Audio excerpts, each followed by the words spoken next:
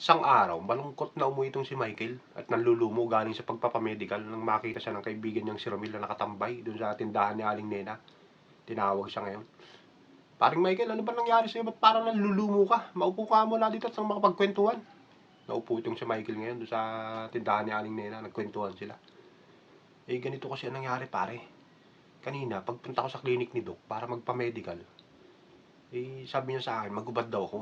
Di nagubad naman ako. Tapos unti-unti niyang idinampi yung stethoscope niya doon sa dibdib ko tsaka sa likod ko. Patapos nun, inutusan niya uli ako na hubo daw. Nasanay naman ako pare na pag nagpapamedical, pinapakita yung tumbong kaya normal na sa akin yun. Kaya lang medyo nahiya ako kanina kasi masama ang tingin ni doktora. Ngayon, nung hinubo ko na, ano na? Sabi ng doktora sa akin. Medyo nagtaka ako nung akmat tatalikod na ako, nagalit. Bakit daw? Ang sabi ko, ubo, hindi hubo.